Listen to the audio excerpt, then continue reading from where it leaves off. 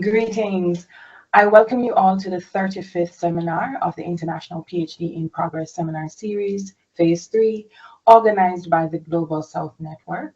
I would like to start the session by thanking the organizer of this weekly seminar series, Dr. Norman Ryatt, lecturer in law, Leicester Law School, the founder and convener of the Global South Network.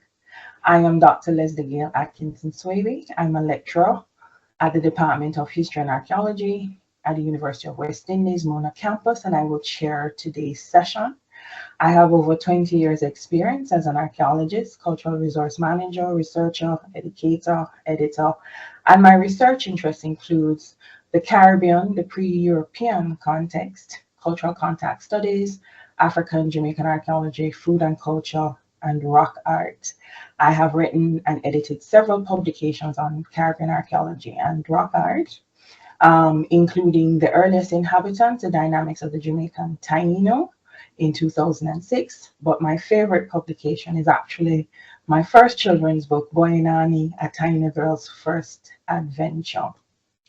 Our session today, we will have a lot of interesting panelists. And first, I'd like to introduce our discussant, Dr. Carmen Ting, lecturer in archaeological science, University of Leicester.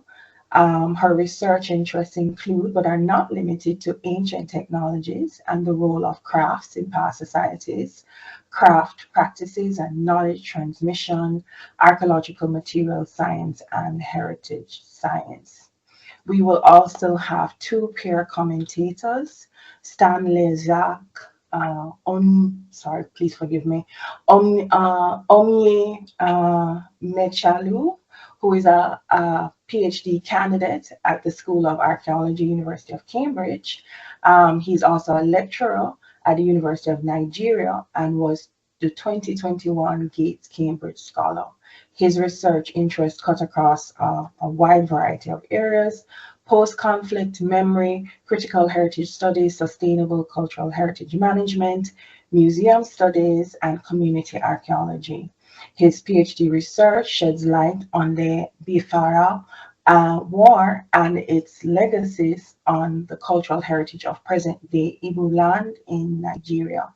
He explores the complex interaction of conflict and intangible heritage, as well as nuances in memorialization, canonization, representation, and silencing.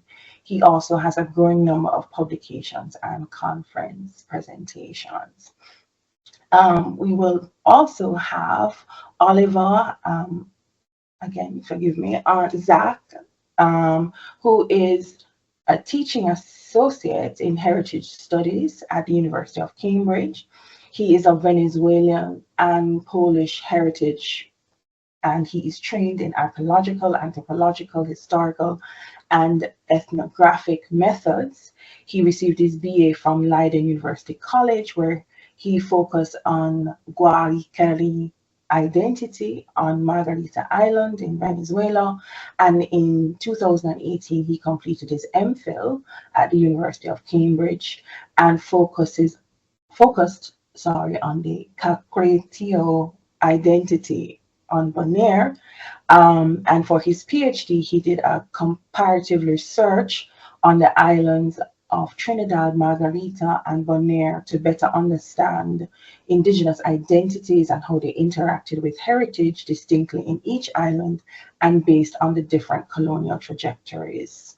He is currently co-leading a research project into history and identity on Venezuelan Caribbean called Gente de Mar, and engage in heritage projects throughout the Southern Caribbean.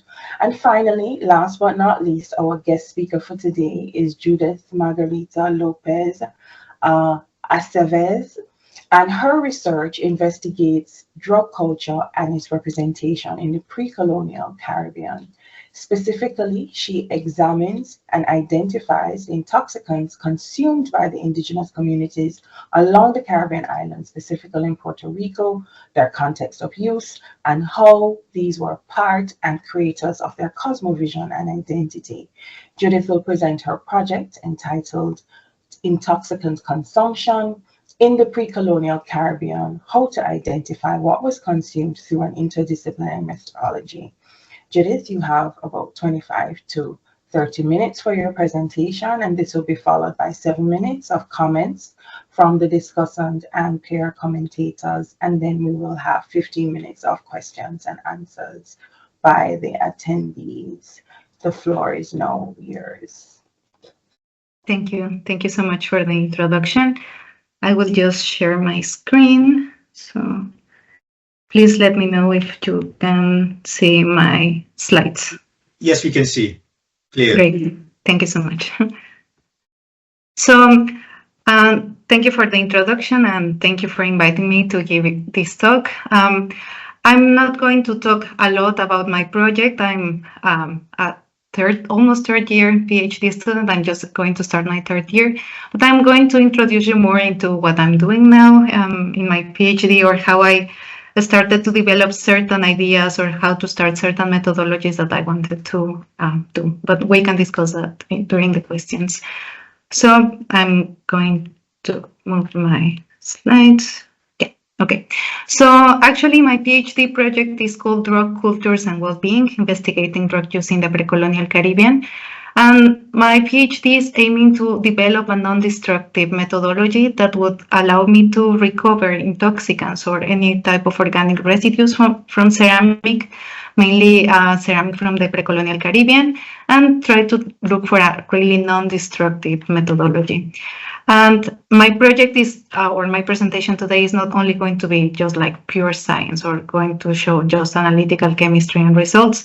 Don't be scared about that. I'm not going to go into the science really deeply, but my project is actually quite interdisciplinary. I'm trying to make a dialogue in between anthropology, ethnohistory, archaeometry, and archaeology, because for my undergrad, I did anthropology, and then for my master's, I did material science.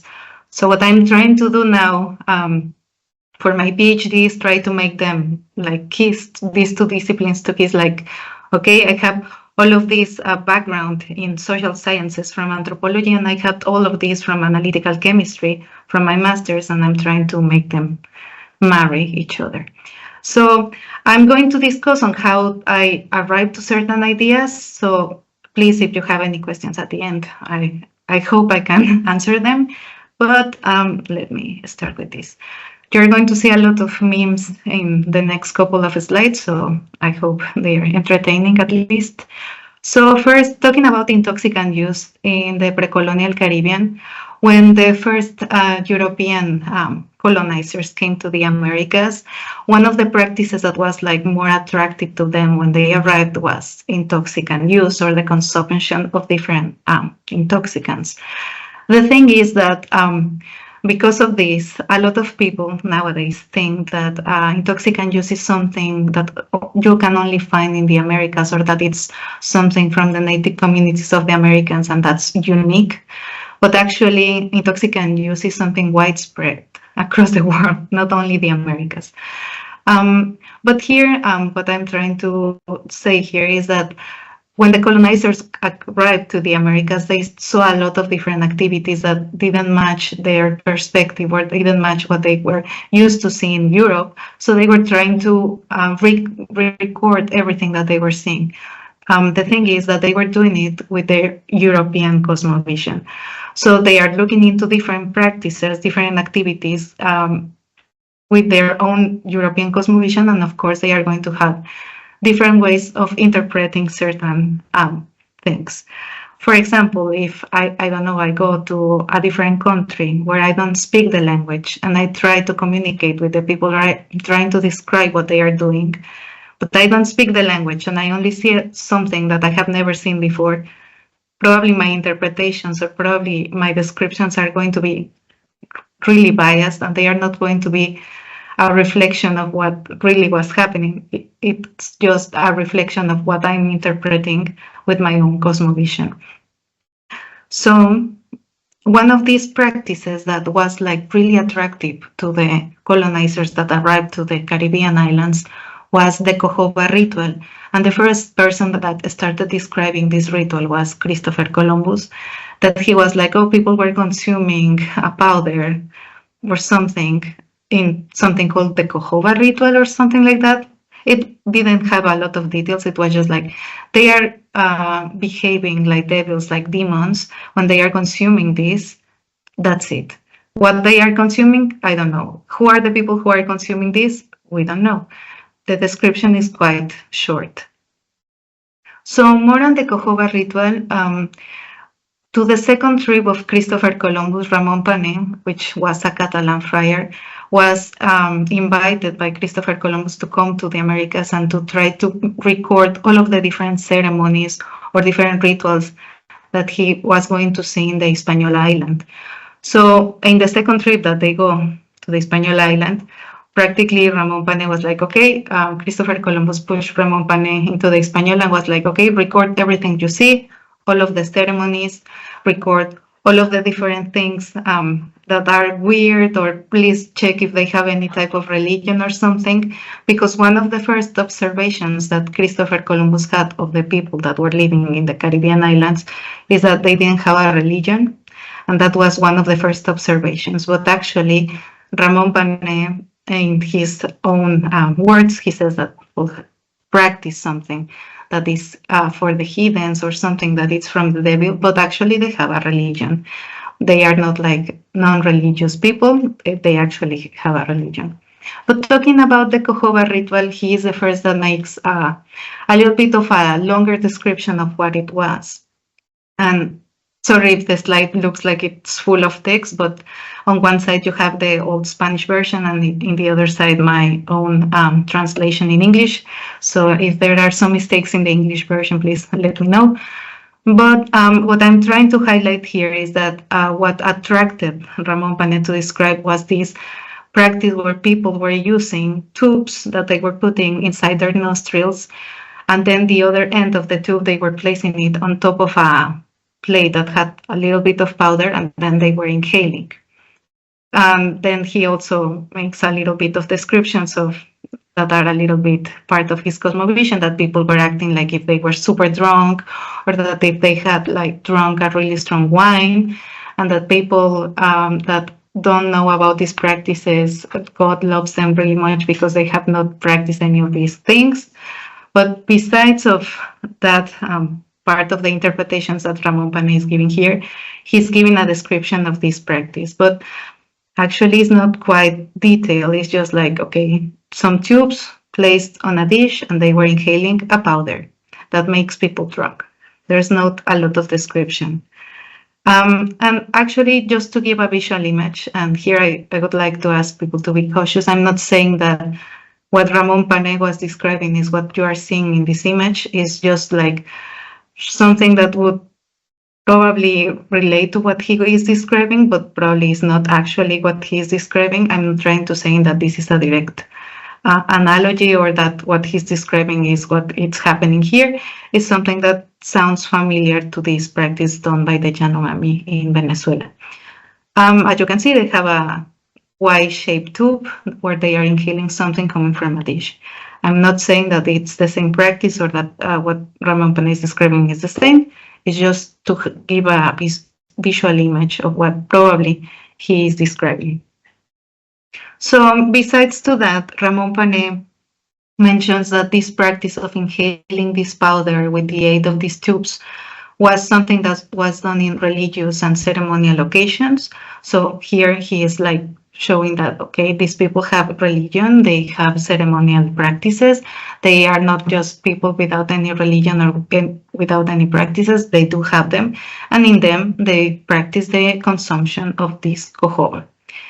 Also, cojoba was used for purification for other types of ceremonies. It's recorded that people were consuming these powders and also vomiting to try to cleanse the body before any type of ceremony, or also to clean the body to get more cojoba, and also the divination or communication, not only with the spiritual realm, but also with material entities, material bodies that probably for the Spanish that were describing all of this were something that relates to demonic representations or some stuff like that. But actually they were trying to communicate when before there was going to be a really huge success or something, they were going to try to communicate with an entity to try to see what would be the worst course of action before trying something else.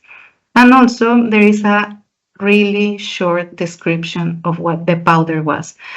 And it says that I'm going to put the translations underneath, that the powder was done with really well-ground herbs that had a cinnamon or henna colored. And practically that's all of the description that we have about these cojoba powders. We don't know if probably when he says herbs, he's referring to a lot of different herbs or just a single one, or if he is referring to the leaves or the seeds or something. He's just saying herbs, powder, cinnamon color. That's all of the description that we have about this particular cojoba.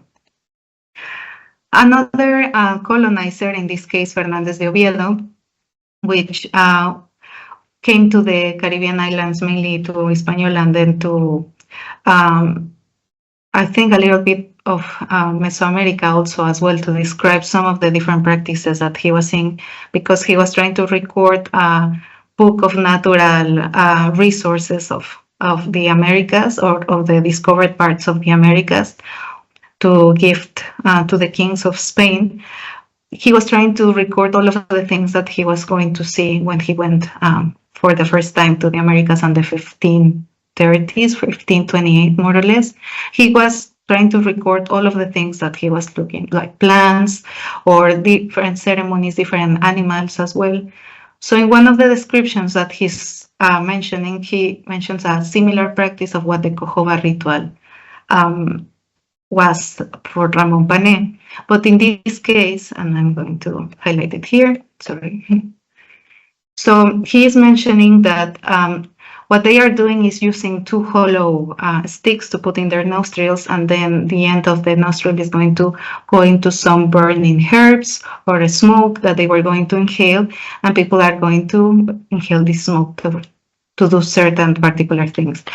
As you can see in both of the versions, in the English or the Spanish version, Fernández de Oviedo is quite open with the judgmental characteristics that he's looking at. He's being like, okay, what these indigenous people are doing is very bad, it's a vice, and this vice is inhaling powders, inhaling smoke, inhaling herbs. And actually, the interesting part, for me at least, is that he's not referring to cojoba in any moment, he's referring to tobacco. So here my doubt is he referring to the same practice? Are both of them describing the same thing? Or is Fernández de Oviedo describing something completely different to Ramon Pané? Another thing, and to take into account, is that none of these people were talking the same language as the people that were in the Caribbean. So they were not able to, they were not able to communicate with them and try to see what they actually, the cojoba ritual was, or the powders were, because they were not able to ask for a translation of what they are doing. So a lot of these come from personal interpretations, but a lot of the descriptions that they are also writing up come from people that were like in the Caribbean and probably saw something, and they came back to Fernández de Oviedo or to Ramon Pané and say, oh, I saw this yesterday and I wanted you to know that I saw people inhaling this and something, and people were just like recording stuff for Fernández de Oviedo. Actually, probably he never saw someone inhaling the powders, but someone told him that someone inhaled powders. So these probably are not first, how can I say it? They are not like first-hand observations. They probably come from another person who saw these practices and they were just like writing them up. But here, it sounds like a similar practice. Even in the drawing that you can see in the center of this slide was done by Fernández de Oviedo, trying to describe the artifact that people were using to inhale these powders. So it kind of sounds similar to Ramón Pané's description, but the thing is that he is not describing cojoba, he's describing tobacco.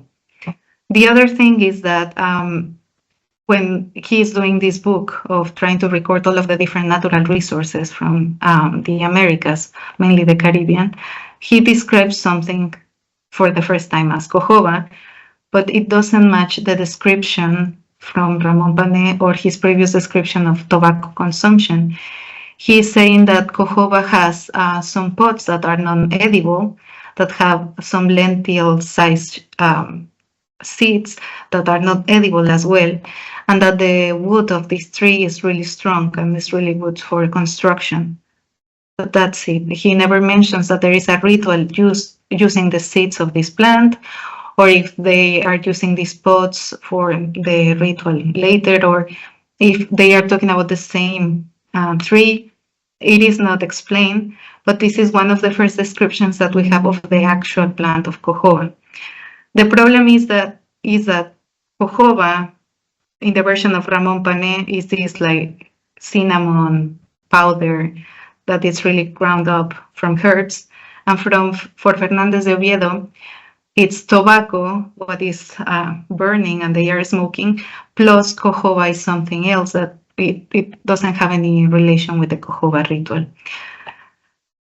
However, this topic of trying to identify what was the plant that was cojoba, what was the plant consumed by the Taíno people when Christopher Columbus came, became something like a trend between the ethnobotanist and William Safford, an American ethnobotanist.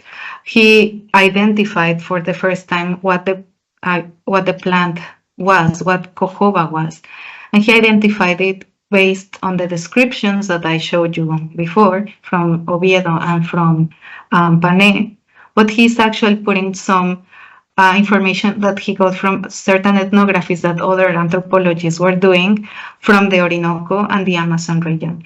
So he took some of these like interpretations that people are doing from Pané and Oviedo, and also the descriptions for people that in the Orinoco and in the Amazon region were consuming something similar, as I showed you in the picture before. And he said, okay, that's the same plant. They use just this plant because this is the plant that the people use in the Amazon region and also in the Orinoco region, and it makes sense.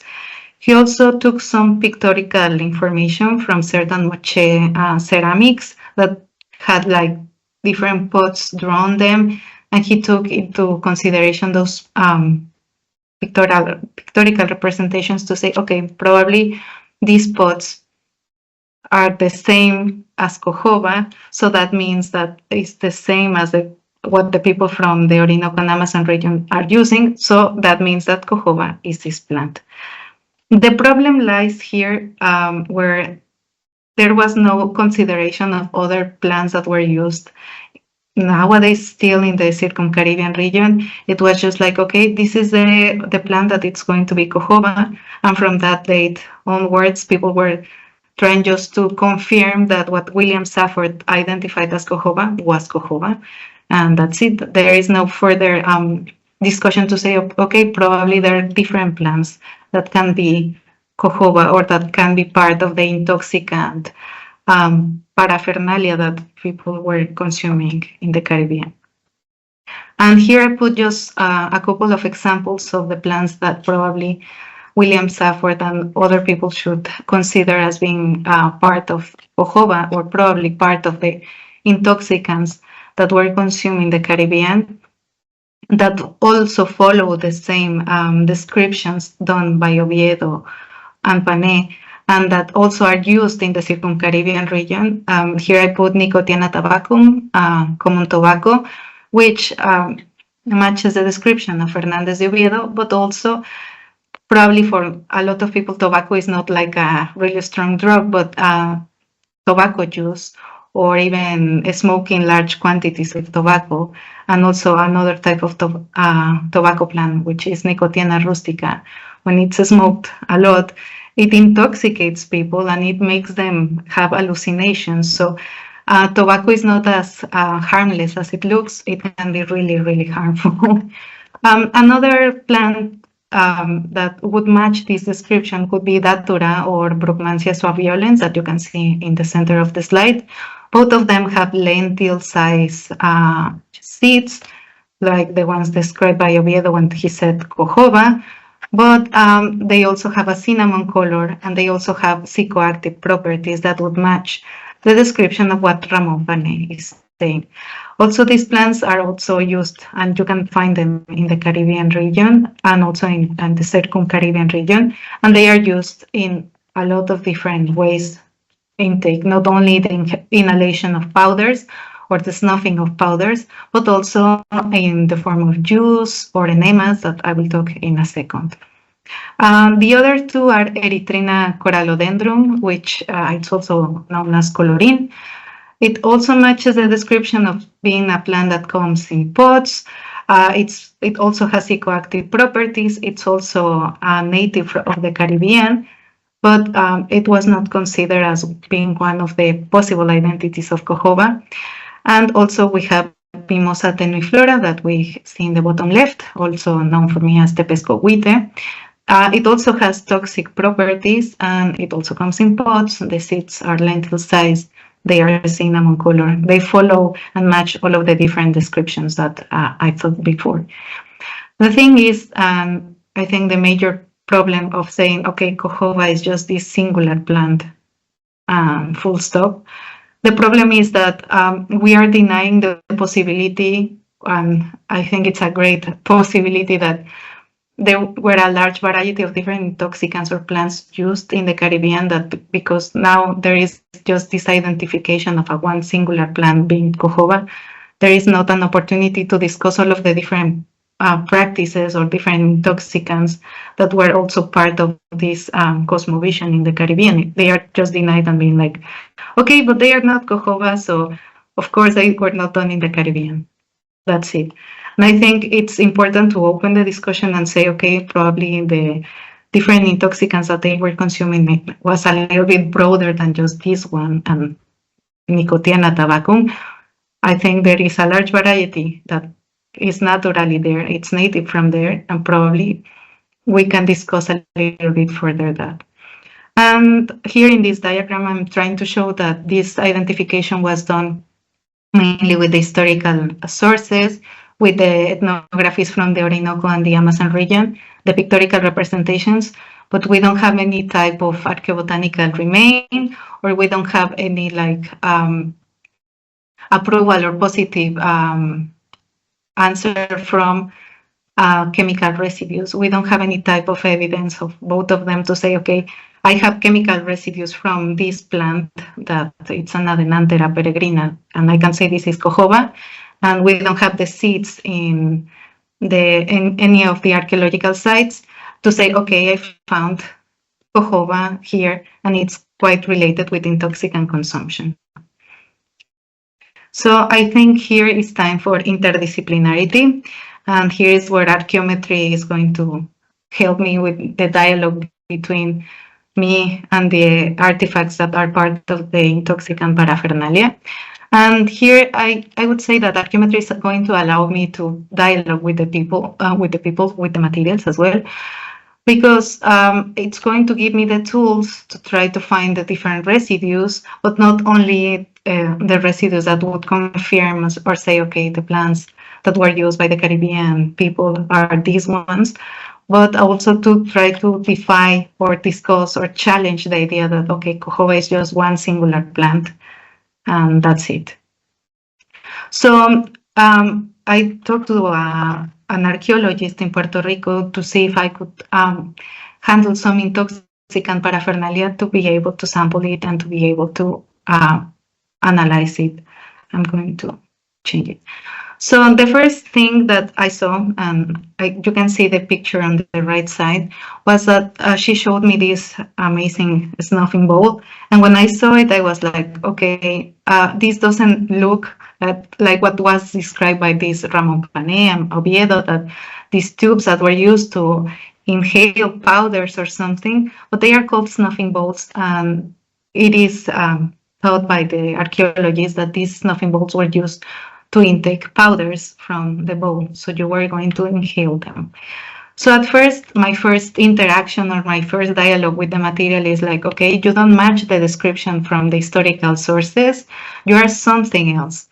And actually, this material is not Taino, is from the cultures that were before of the Taino. So that would be one of the explanations, that probably that doesn't mean that they are doing the same thing, but this opens the landscape to say, okay, there is more ways of intoxicant consumption than just inhaling powders with a Y-shaped tube.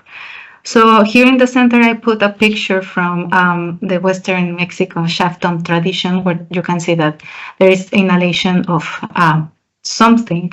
We don't know if it's a powder or if it's a liquid from a snuffing bowl. Does that mean that they are exactly the same culture and that they share exactly the same traditions? No, but it can give us an idea of the possibility that intoxicants were consumed, well, in the nostrils as well, but using a snuffing bowl, that probably it's not just for powders, but probably also for liquids. Also, not only I found in that collection in Puerto Rico double spouted snuffing bowls, but I found some single spouted snuffing bowls that also made me think, okay, why they only have one spout? Does that mean that the consumption is for something else, or the vessel is for something else? And also but this time from the Maya culture, in the late classic period, you can see something that it looks a little bit like a single spout snuffing bowl. That could be, in this case, a clyster or a liquid enema applicator.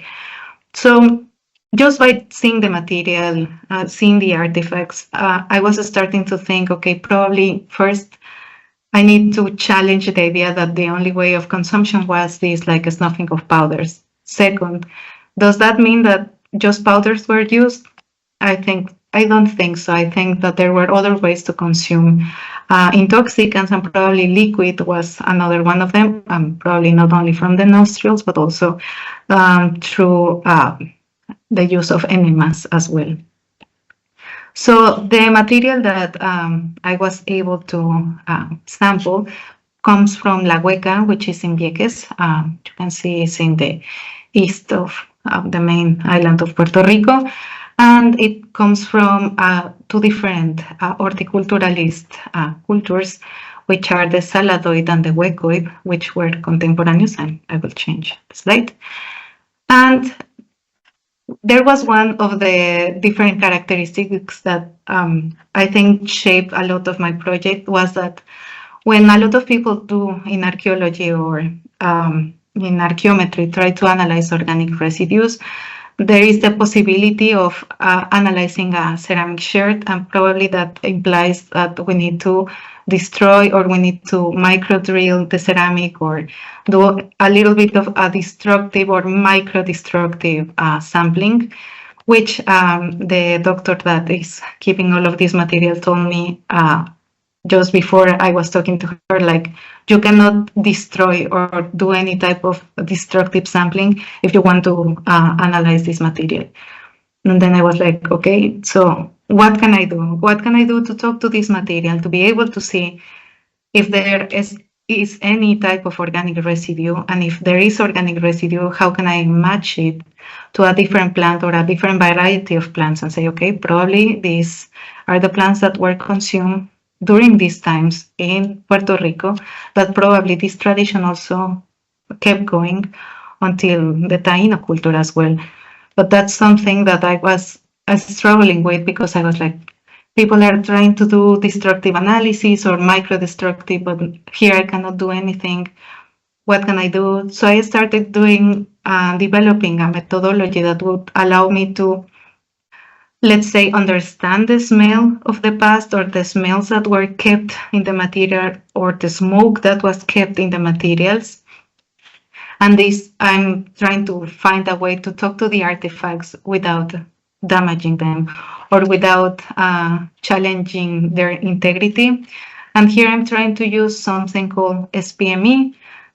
I know I said I was not going to talk about science, but I'm going to try to explain it as easy as possible. SPME, or solid phase microextraction, means it's a non-destructive way of sampling mainly volatiles or aromas, and you use like a fiber or a syringe that it's going to get into the space of the material that you would like to sample, and that would act like a, let's say, a robotic nose that it's going to inhale everything that it's kept in the ceramics. And then whatever was absorbed by this nose, it's going to another instrument that it's going to differentiate between the aromas. In a more visual way, I'm going to use these animations, but you have your syringe or your robotic nose, you have your ceramics, or you can put it in a vial, or you can put it in a an empty bag to try to absorb the aromas that they keep. And by using a little bit of pressure and shaking and a little bit of change of temperature, the nose is going to absorb everything that it can, and then it's going to be inserted into a GC or a gas chromatographer that it's going to separate all of the different aromas that the fiber got, and then I will get some data of the different compounds that were separated by this GC and say, okay, I found, let's say, nicotine, so probably I have tobacco or I have a plant that contains nicotine inside the ceramic. This is something that I keep working on. I know I said I'm going to start my third year, but I think this is going into an interesting way, this methodology. I found some compounds. I cannot say I'm looking into, just nicotine or just these biomarkers. I'm trying to see the variety of things that I could find. But in order to have an idea of the different plants that might be present in these ceramics, I have data now, what? I'm trying to get some comparisons or some database that I can use to compare and say, okay, I've had these compounds match with what? Because I think here, and probably I'm going to just rant about this, there is this idea that there are some biomarkers that are unique to a certain particular plant. So for example, let's say if I find nicotine, that would directly mean that I found tobacco, or what I have in the vessel is tobacco or a tobacco plant. But actually, nicotine is present in other plants in some trace levels, or sometimes not in trace levels. So finding nicotine, that doesn't mean that I found tobacco. I just found a possibility of a plant that contains nicotine, and that's it. But I wanted to see if I could find plants that could be the possible candidates of being the different sources of jojoba or the different plants that were contained in these vessels that I'm studying. And I went to different botanical collections. I went to the Kew Gardens in London, where they allowed me to sample some of the seeds. They have historical seeds, bark, a lot of botanical remains that I think, and this is my way of thinking, I'm trying to compare compounds that are degraded through time with plants that have been degraded with time. Because if I compare the compounds that I get from a ceramic vessel with fresh plants, the compounds are not going to be the same, because the plants already had some processes of the composition, and a lot of the compounds might have transformed or got eaten by something else. So here I'm trying to get a comparison on a database with their herbarium specimens, and then to compare with the compounds I will find from the archaeological materials. So I think that's all I have for now. I also want, before I go away, and I think I have it here, I'm having a session with a couple of friends in TAC, if anyone wants to join, the call for papers is still open. I know that probably the font is really small, but if you are interested, you can scan the QR code and you can see more about the session. We are talking on how to decolonize language in archaeology, so we can talk in a multilingual academia instead of English-based academia, mainly in archaeology. But if you are interested, you can see more in the QR code. And yeah, that would be all from my part. Thank you, Judith. Very, very interesting and exciting. I have a lot of questions for you, but first we're going to start with Carmen. Carmen, what are your comments on questions or more that you'd like to add? Oh, thank you very much for having me here. Thank you very much for the invitation, and thank you, Lesley, for chairing this session, and Judith for this very fascinating presentation. Let me just give an overview of my understanding of the importance of Judith's work, because I think it is very, very important because it is investigating the rituals that involves sniffing unknown materials that has been recorded in colonial record, which is very, very biased in its own way, because it's written by the colonizer, and that comes with a whole lot of issues, which we're not going very deep into, but we know that they are very, very, very biased from a very Eurocentric perspective. And this is how Judith's project is going to be coming into very, very important in the sense that it is multidisciplinary, interdisciplinary, drawing, well, archaeological science, archaeology, ethnography, which in a way also mirrors Judith's own personal training and background. And she's the best person to be placed to carry out this project. And in the process, she's going to develop a brand new novel non-destructive analytical protocol that allowed us to extract organic residues, and that hasn't really been done before. And through doing this, she's also going to answer the big question: what exactly is Cohaba? So I do have a few questions about, because it's just mostly out of my own curiosity by listening to your chat. How did William Sefford actually come up with the identification of Cohaba with this particular plants? I know that sounds a very dumb question, but that is actually, I'm quite curious. How did he actually come up with the identification of one plant? What was his base of argument? Because that is also kind of something you want to debunk in your thesis as well. So can you explain a little bit more, like, how did William Sefford come up with this idea that, oh, this particular plant, which I'm not even trying to say out the name out loud because it's too complicated for me, but how did he come up with this identification? Because that also form a core hypothesis of your thesis. Mm-hmm. Well, may I recommend something?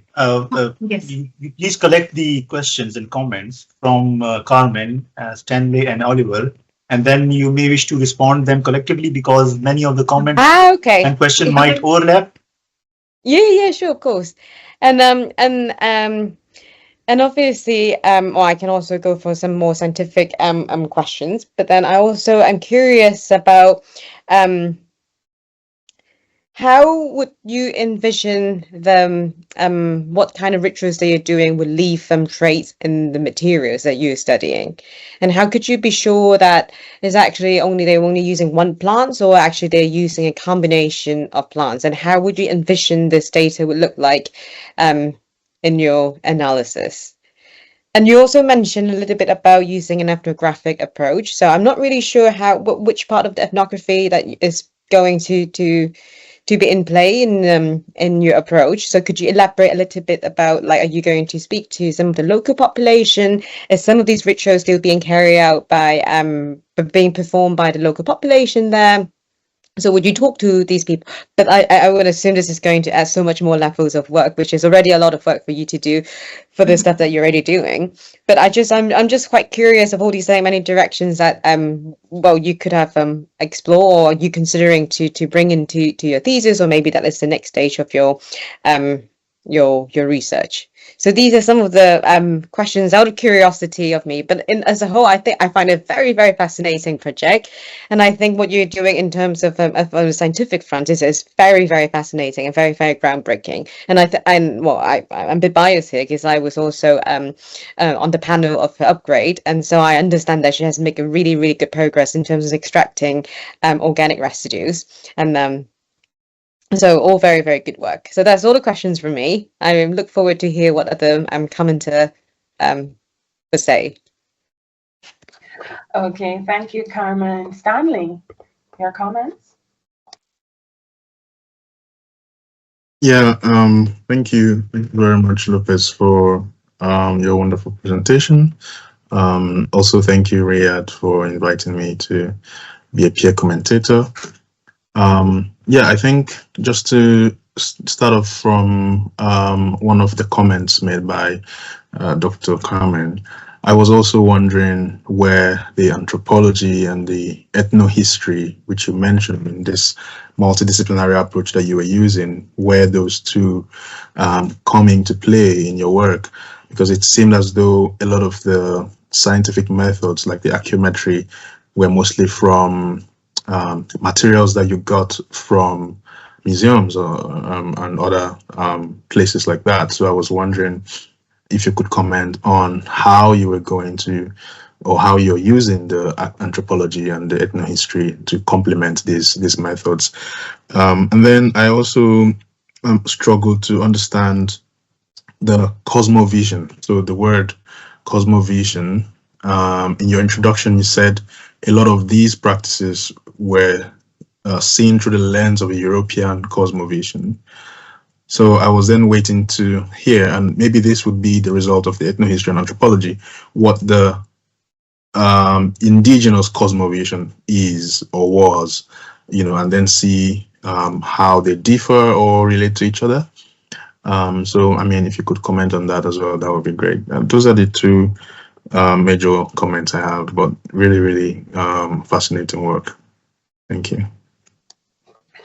Thank you, Stanley. Very valid points. Oliver? Yeah, thank you, Nauman. Thank you, Leslie. Thank you, Carmen. Thank you, Stanley. And thank you, Judith, for your presentation. I concur that it's a very interesting project. I think the possible contributions to the project are very, very valuable. And really understanding what Cohoba is and what the role it played in terms of not just, what, like in a ritual sense, but what it meant to collect it, what it meant to grow it, and things like that. It's important to know what kind of plants these were. But I do have a few questions and maybe a few challenges for you as well. So let's see. One of them is, I think, building on what Stanley and Carmen both said, and that is to what extent can the project be enriched by reaching out to some of the Jíbaro or Neo-Taíno communities who may be exploring this in their own ways, maybe even through oral histories and memories that are still existent, or through their own relationships to the land that still persist, even if that oral memory isn't necessarily there. And I think that is a very important avenue to go down and to also explore, to get a sense of what these plants could have been and how they were used. I would challenge also the use of, for example, the painted moche pottery or the Western Mexico pots or the Maya examples that you used. I think those are examples that are, to me as a Caribbeanist, extremely far removed from the context of the Caribbean in comparison to something like Amazonia or Orinoquia, which we know are cultural birthplaces for the Caribbean. Whereas the Maya and the Moche are so far away and the links are so tenuous in a sense that I think it would be much, much harder to talk about those as real evidences for what was taking place than the ethnographic, ethnohistorical, oral memories that still exist and even the practices that are still happening in Orinoquia, in Amazonia, and in many islands of the Caribbean to some extent. So that's something I would challenge, and I'd like to hear your thoughts as well, no, on on that. Let me just see my notes quickly. I think one more thing I wanted to talk about was that one question is, how much weight are you putting on the colonial accounts to design your question and to position yourself in a way to answer a certain question? And I say this because I think while what you present is very convincing, it relies on us putting a lot of trust, in a sense, on these colonial account writers having written something that actually relies on, you know, a real observation. And you yourself point that out as very dubious, right? But what I'm getting to is that we're formulating the question of, was cojoba just one plant or was it many, on the account of someone who may have not even seen it himself, wasn't able to communicate effectively. And then our counter argument of, oh, it might have been tobacco, is also based on someone else who says, we think might have not even thought that it's tobacco, or we don't even know what they saw or if they understood what was going on.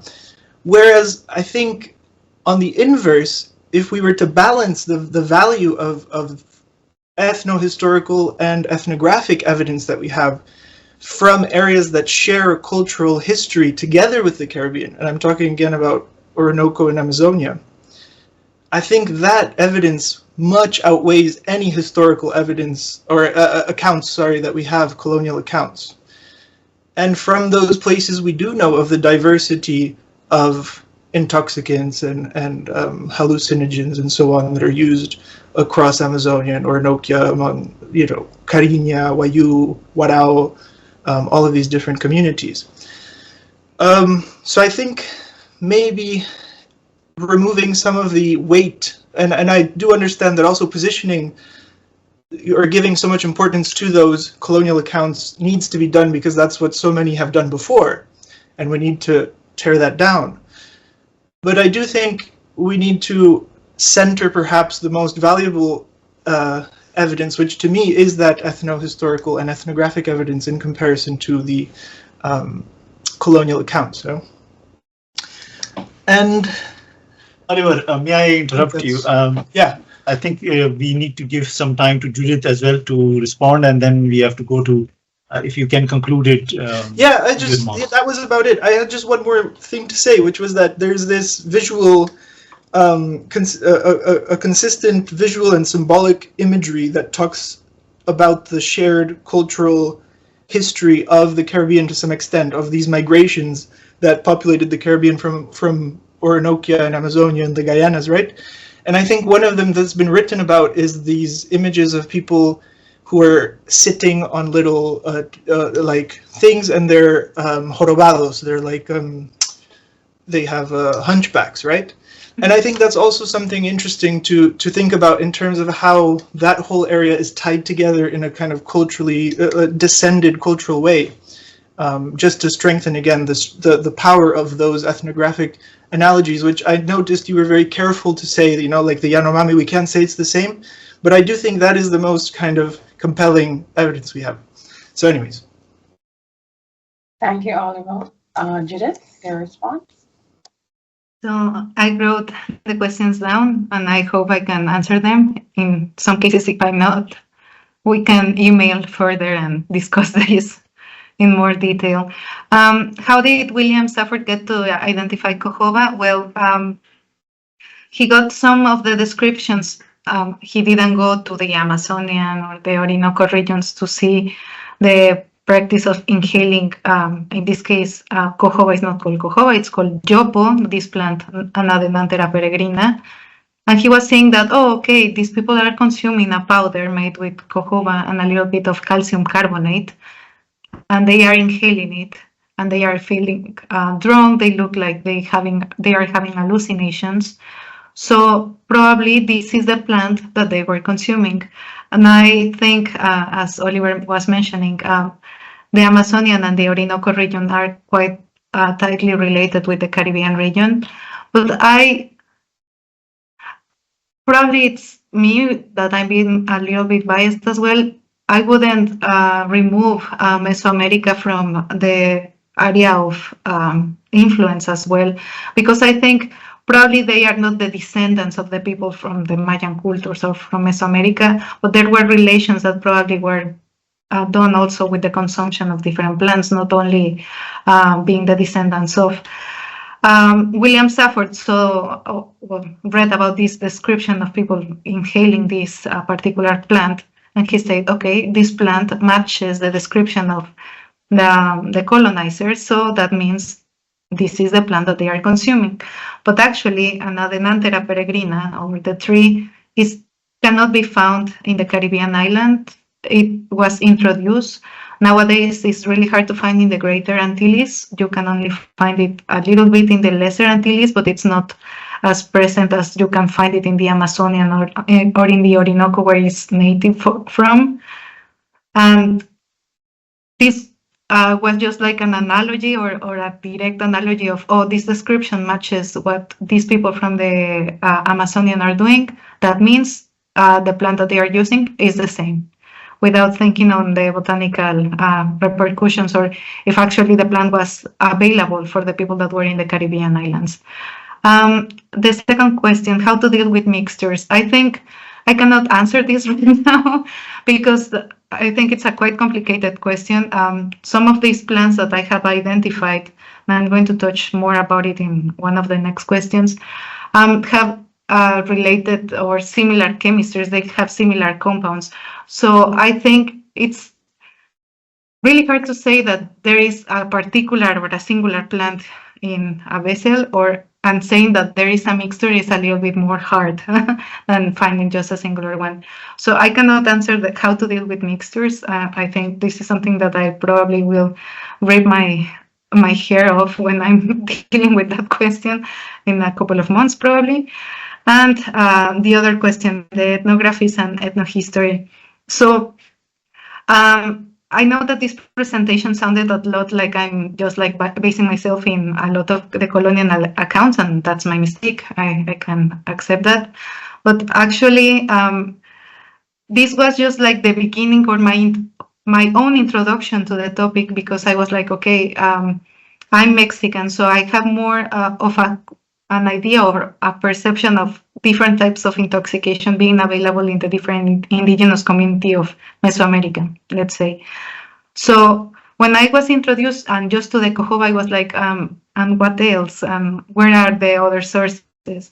So I started looking at medicinal treatises or books that were used by communities that they don't identify themselves as Neo-Taino, but they identify themselves as being campesinos, that they are people that work in the fields and everything, but they don't identify as indigenous or Taino. They just say that, okay, I just live as my parents lived or as my grandparents lived, but I don't find a link with my indigenous roots yet. So I'm following these medicinal treatises or these medicinal accounts just because I know they work and because my grandma used them. And I'm finding a lot of different medicinal treatises, and that's where I'm finding the possible candidates or the plants that could be used in the, how can I say it, in the bag of different plants that were used as intoxicants in the Caribbean. So I'm not just taking the accounts from Cohoba. This was just an example, but the majority of the plants that I've been recognizing come or from the Orinoco, the Amazonian region. Some of the medicinal treatises that I found from Puerto Rico as well, where they use some of the plants that they have native there, and they show how they use them or how they can use them to hypnotize people as well. And also some of the accounts from Mesoamerica as well. I know that probably the Mayan region sounds like really far away from Puerto Rico, but I think there is also part of influence as well. So there could be a communication over there.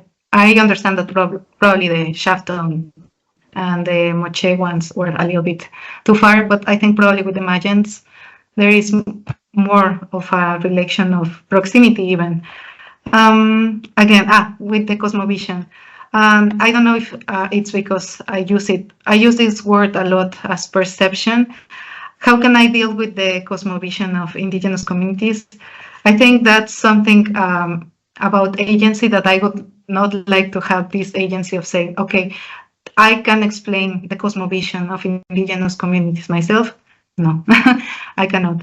But I can challenge the way I'm reading those colonizers' accounts, or I'm seeing all of these different medicinal treatises, or I'm seeing all of these descriptions of plants, and I'm trying to identify where the anthropologists are trying to talk with the communities that are still doing some of this intoxicant consumption. Say, okay, probably this description is a little bit biased, or they never care about the people that were doing them. And about dealing with that inside my project, I'm getting in contact with some Neo-Taínos from the diaspora in New York that still do the cojoba ritual, and I will go with them and try to understand what they are doing and how they recreate everything, because there is this idea that Taínos were exterminated and there are no Taínos in the world and everyone disappeared and there is no influence of Taínos anywhere, when actually there is, and Taínos didn't disappear just like that, or they were not all of them exterminated. So I would like to approach the Neo-Taíno communities, but also as well the other medicinal treatises that have been already been written in the past, not by colonizers, but by the people that use these remedies as well, or these intoxicants. And let me see if I have another question. I think I cover all of them. If not, you can send me an email with a really mad emoji or something, and I can reply. But I hope I did. Good job, Judith. Thank you. I just want to add that the point that you made about the variety of plants that could have been the source for coyoba is very, very important.